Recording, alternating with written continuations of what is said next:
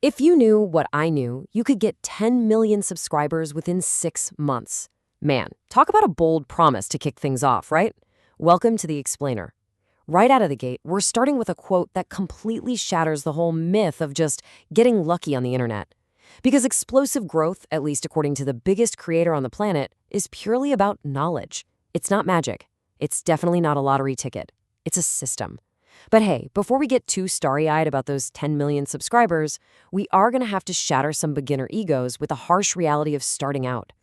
So today we're walking through a reverse-engineered playbook.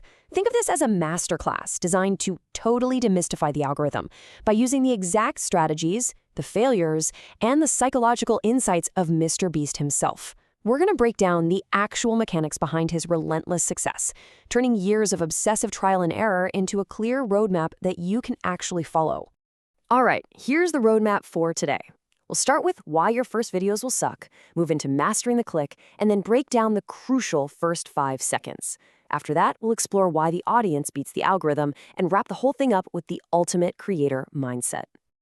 Section 1, your first videos will suck. Okay, let's dive right into this. Listen, the very first hurdle you have to clear is your own analysis paralysis. If you have 0 uploads, or frankly, even if you have less than 1,000 subscribers, there is a very high probability that your content just simply isn't good yet. When Mr. Beast was 14, he thought his stuff was the absolute best in the world. But looking back, he totally admits they were terrible. You just have to accept that your first 100 uploads are probably gonna bomb, and honestly, that is perfectly okay. You don't just pick up a baseball and become a major league athlete in a year, right? The secret here isn't spending 3 months perfectly planning your very first project. The secret is making 100 of them and improving exactly one thing every single time. For your second project, maybe you just put a little more effort into the script. For the third, you learn, one new editing trick. For the fourth, you focus on getting better inflections in your voice.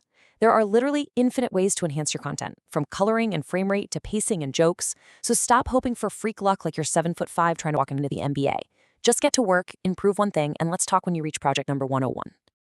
Moving right along to section 2, mastering the click. The algorithm, at its absolute core, just wants people to click on a piece of content and then actually sit there and watch it. So I want to pose this question directly to you. What actually makes a good title? Is it just keeping it short? Well, keeping it short is definitely part of it, but it goes so much deeper into human psychology than that. A good title has to be so intrinsically interesting that a viewer feels like they literally have no choice but to click it. Let's break down the specific criteria for a winning headline here. First, it should ideally be under 50 characters. Why? Because on a lot of mobile devices, if it's too long, it just cuts off into a ... Imagine a title like, I took a light pole and I saw how many dollar bill. If it cuts off right there, people have no idea what they're clicking on and it tanks. Second, it has to accurately represent the content's actual length. If your title is I stepped on a bug, but the runtime is a 20-minute epic, your click-through rate's going to drop because the premise just doesn't match the time investment.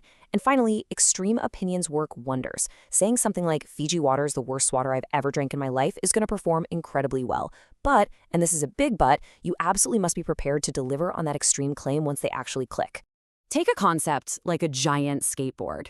Picture a thumbnail showing this massive board with, say, 1,000 people hanging off the sides, right? At the edge of a giant ramp. The goal here is to create a curiosity gap so emotionally strong that if a viewer scrolls past it, they're literally going to be daydreaming about it later.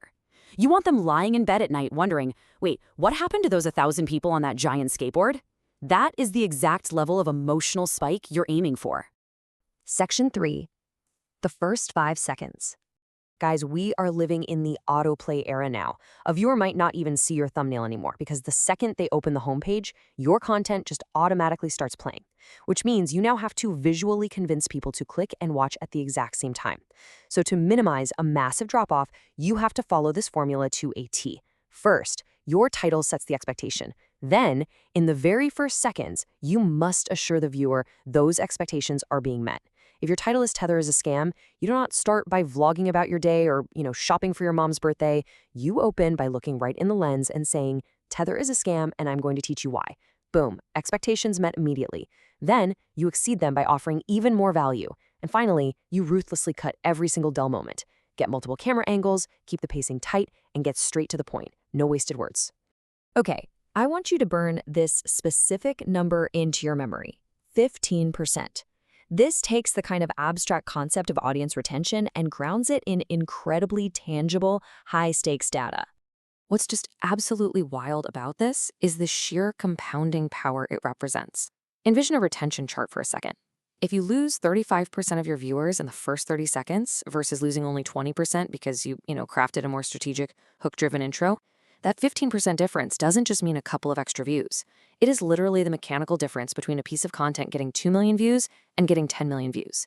That is exactly why those first few seconds require absolute perfection. Section 4, Audience Beats the Algorithm. All right, it is time to completely change how you view your analytics. Blaming the algorithm is nothing more than a convenient scapegoat for making terrible content. I really want you to hammer this rule into your mindset. Anytime you're tempted to say the word algorithm, you must replace it with the word audience. You didn't get low views because the algorithm didn't like it. Actually, scratch that. You got low views because the audience didn't like it. The system's only job is to reflect human psychology perfectly. If people click and watch, it gets promoted. Period. If you deny that, you're honestly just fishing for an excuse. And because it's all about the audience, quality absolutely must triumph over your upload schedule. Look, a lot of creators fall into this super dangerous trap of thinking, oh, it's Monday. I promised my subs a Monday upload, so I just gotta post this average project. Don't do it. Viewers notice when the quality drops, and it seriously hurts your longevity. It is far, far better to upload half or even a third as often and make the content you do post so undeniably great that the audience and therefore the system has absolutely no choice but to promote it. So this brings us to a crucial point that data just can't fully capture. We're calling it the binge effect. Everyone obsesses over their click-through rates, right? But they completely underestimate a vital question. What was the viewer's experience with your last piece of content? If someone finishes it and thinks, okay, yeah, that was all right, that's enough for today, you lose. You want them to watch, think, holy crap, that was crazy, and immediately go binge 10 more of your uploads. The quality of their last experience heavily dictates if they're ever going to click on your next one. Finally, Section 5, the ultimate creator mindset. To actually pull off all these mechanical rules we've been talking about, we have to look at the intense reality required to be at the very top. First off, let's bust the massive myth that you need millions of dollars to go viral. MrBeast started with literally nothing. It took him 7 years just to save up for a camera. He points out that one of his most viewed hits, we're talking 60 to 70 million views here, was just him grabbing a tent and surviving in the desert. Zero budget. The real secret is his philosophy. Reinvest every single penny you make. Think in decades rather than years, and just accept that you are on a 10,000-day journey of learning. You basically have to assume you'll never fully understand the perfect piece of content and dedicate every single day to improving. But, we really can't gloss over the reality of this level of obsession.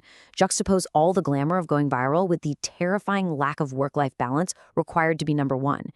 MrBeast openly admits his soul and his entire being are tied to entertaining fans. He devotes every atom in his brain to solving the puzzle of content. He works pretty much every hour he's awake and explicitly says he does not recommend this lifestyle for normal people. It's an all-in, relentless reality. And that brings us to the ultimate summary of this whole masterclass. When asked what helps reach 1 million subscribers, the answer is incredibly telling. Subscribers don't matter. Views are an arbitrary metric. All the things you want as a creator come entirely from one single focus: making the best content and the best thumbnails possible. Ignore the vanity metrics. Focus your entire being on relentless iteration, asking yourself every single day how you can put 100 times more creativity and effort into what you are making. We've covered the mechanical rules of the first 5 seconds, the psychology of the click, and the intense mindset required to win. So I'm going to leave you with this final provocative question. Are you ready to stop blaming the algorithm, embrace the 10,000-day journey of learning, and finally start making your best work? The blueprint is right here. Now it's just about the knowledge and the execution.